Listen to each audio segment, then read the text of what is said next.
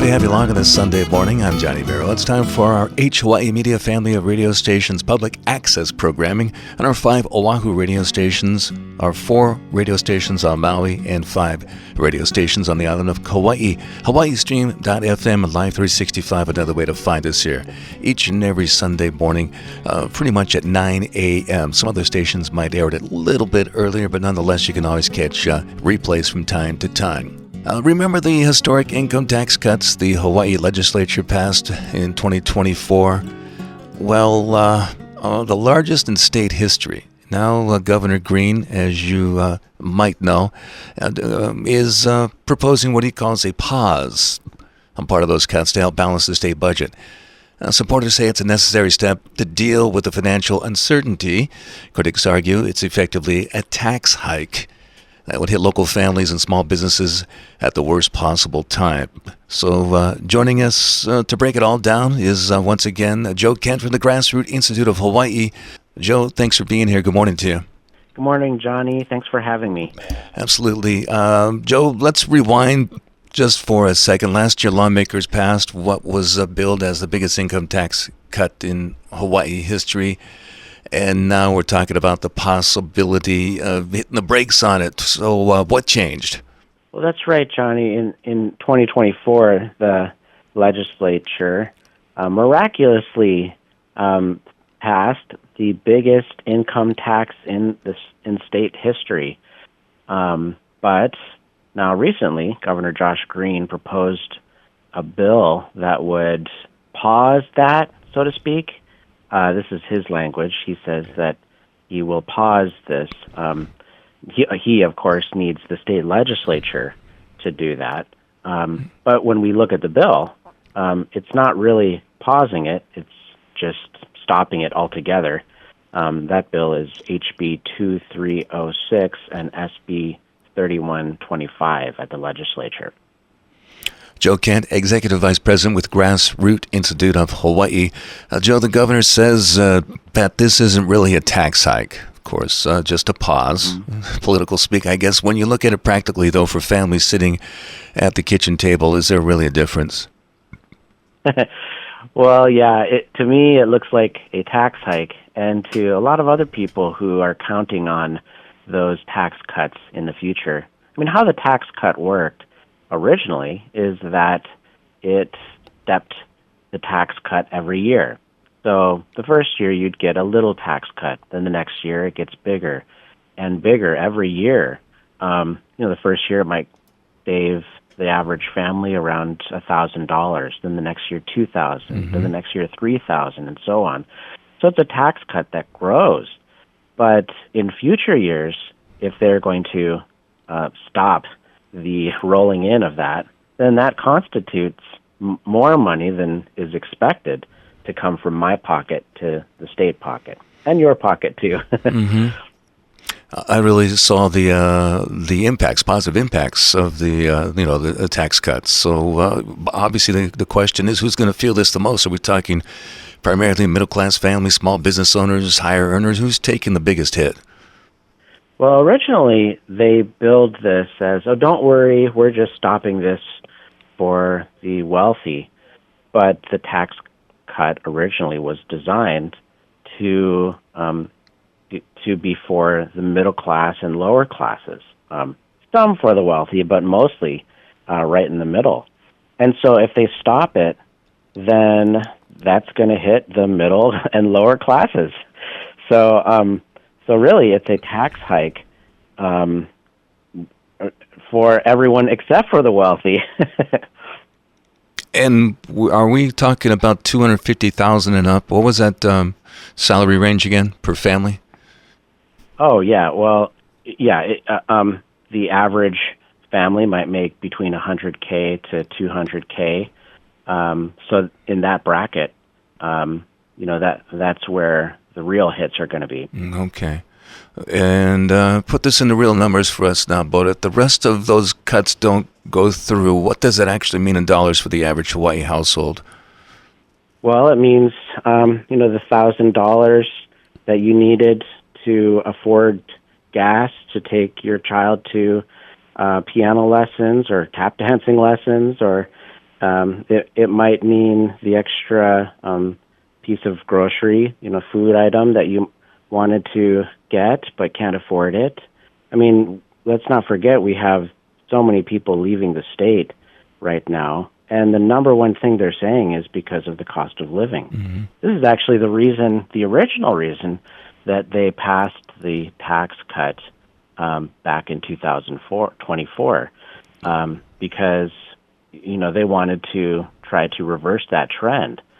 And, we still need a bigger cut in order to afford the cost of living, which keeps rising. So for most people, this is going to hit their pocketbook, and they're going to feel it if it passes. Yeah.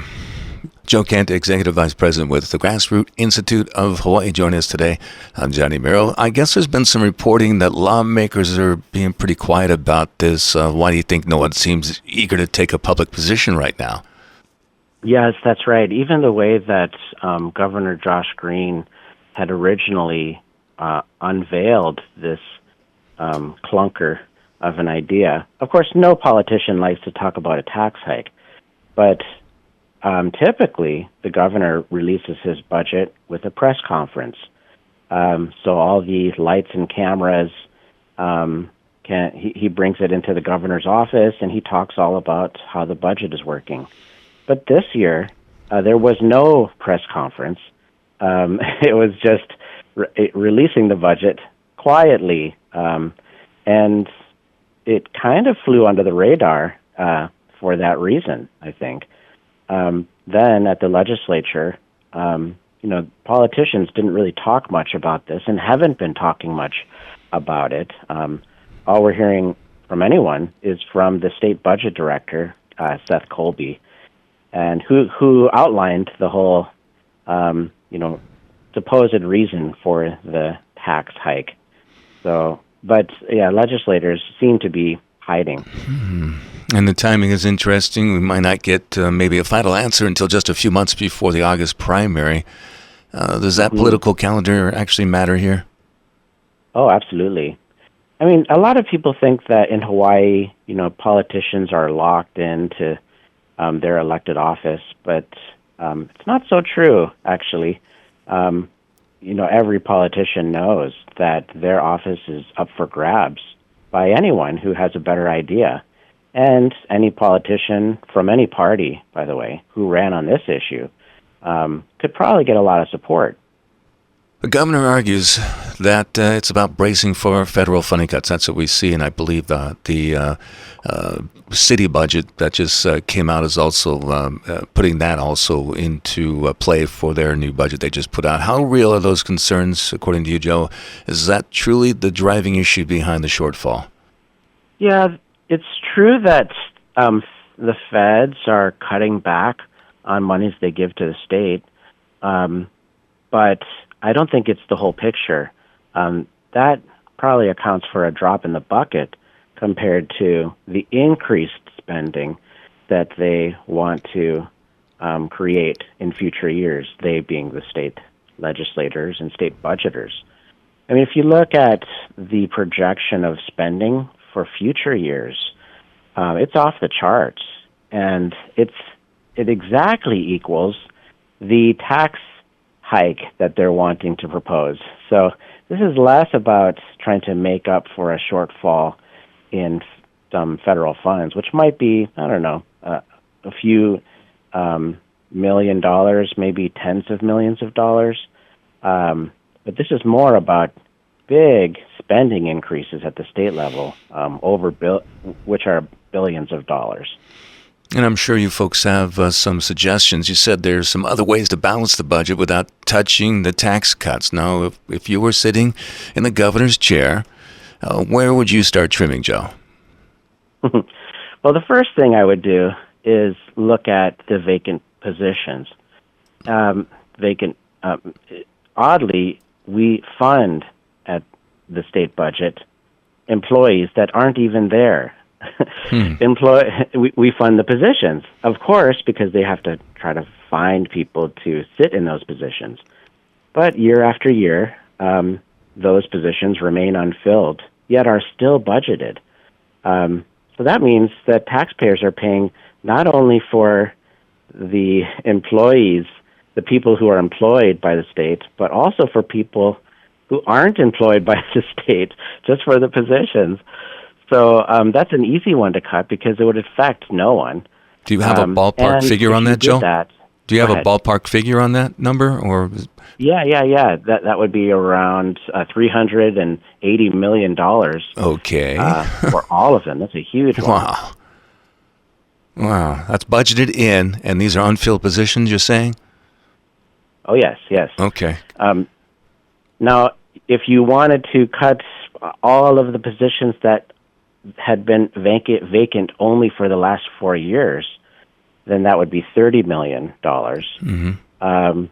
So now the departments counter-argue that and say we need these vacant position funding because they help to deal with the fluctuations, as needed, and they operate somewhat like a slush fund for some of these departments. Mm. But it's hard to make an argument for a slush fund.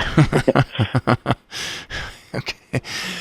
All right. During the pandemic, COVID time, a lot of programs saw those big spending increases. Joe, which ones, in your view, never really returned to normal levels? Since the pandemic, there was a big spike in spending, mysteriously, especially at the Office of Enterprise Technology Services, at around $33.6 million per year. One day it just went up and never went down again. Then, $13.5 million at the State Foundation on Culture and the Arts, and then $5 million for marketing and support. So, these types of things go under the radar as well. It's very easy for little budget spikes to add up. And if you look across all departments, it's over $100 million that you could save just by reverting to the baseline before all of these mysterious spikes. Makes sense. All right, let's talk some big-ticket items. How much does something like the new Aloha Stadium factor into this broader budget picture? Yeah, the Aloha Stadium is being funded to the tune of $400 million already from the state, but there's millions more coming. There's all these upgrades that are needed supposedly for the Aloha Stadium. And so that's tens of millions of more in the state budget. Although that's a one-time cost, it's a huge one-time cost. Lawmakers, Joe, have also floated ideas like raising the rental car tax or even pulling more revenue from real estate investment trusts. Now, are those serious solutions or just some temporary patches? Well, those probably won't generate much. The rental car tax and the real estate investment trust, that might increase some revenues, tax revenues, by tens of millions of dollars. But, again, we're talking about a couple $1 billion that the state's trying to make up. So that probably won't do it on its own. And besides, it still makes everything more expensive. I'm a local, and I rent cars all the time. And, when I visit the neighbor islands or visit my family members there, and so that would hit me too. So they're talking rental car tax, and that doesn't ride sharing. That's out of the realm of ride sharing then. So it would just be rental car tax then, right? Because you're still right. Getting around. Mm-hmm. Oh, no. Okay. And they haven't really said much about that industry yet. Maybe they're not aware of the potential of the raising of revenues via them. Okay.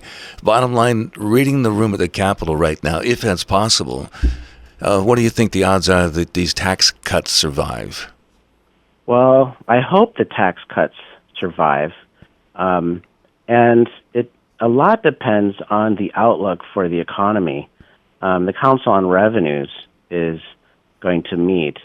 These are the state estimators, projectors of what they think the economy will be. And the state economists basically think that the state economy seems to be looking better. If you look at the latest University of Hawaii Economic Research Organization forecast. So that's good. That's a good thing in terms of this tax situation, because it means that maybe we'll get more money than we thought we did. We being the state, although, we are not the state.